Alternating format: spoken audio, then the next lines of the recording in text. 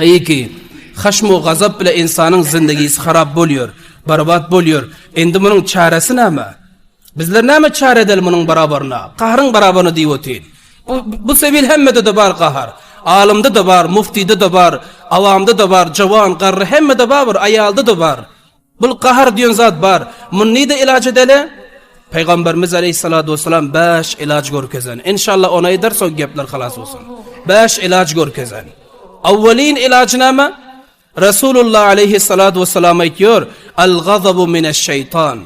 Gazap şeytanın eseridir. İnsanın kaptalından gel dürtüveriyor şeytan. Gazap insana şeytan taraftan geliyor. Ve şeytan nämeden yaradılan? Otdan yaradılan. Bu bir cümle oldu. İzi näme? İttekul gazaba. Peygamberimiz ki onda gazabam şeytandan bolsa, şeytanam otdan yaradılsa sen gazaptan kork diyor. Gazap etmekten perhiz etkin. Näme için?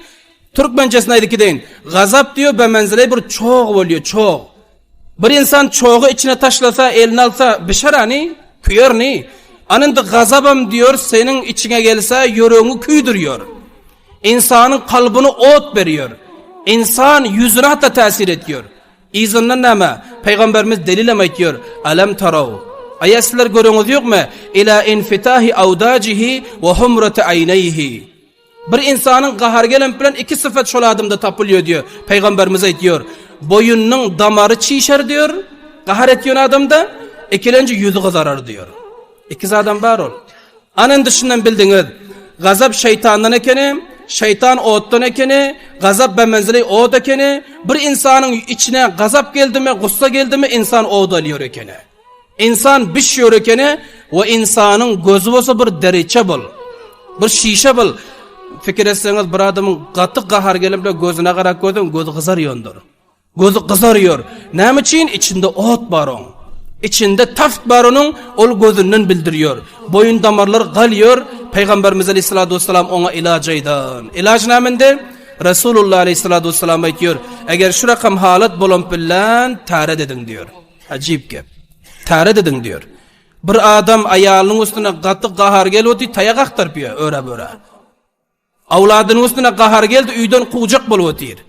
Bir bay yetiminin üstüne, kargerinin üstüne qahar etti, işten çıkaracak boluyor. Bir ustad şagirdin haydak koy verecek boluyor. Bir düşmanına çinani qahru gazabı mindin ki məşəmin tutun. Anında şu rakam zamanında nət melekene, yaxça suva bir taret etkin. Peygamberimizin kavlu bu. Taret etkin yax suva. Näme için hikmet näme? Hikmet börde şılki qaram. Misli ki bir yanıp duran oda su taşlasan uçar mı yok mu? Uçar. İnsanın içini yakıp duran, otlap duran, qaharan be menziley ot, yaxça su bile taret ettin, ol uçuyorsan. Ol uçtu. Indi şeytanım di qarcaladığı aval.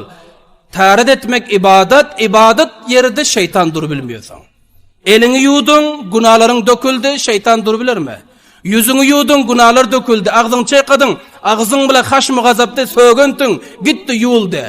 Anın de şeytanım sen yanında dur bilmedi. Ana hulasa avvalin ilacı näme ekeni? Taret etmek ekeni. Mun Peygamberimiz aleyhissalatu vesselam bizlere düşündürdü.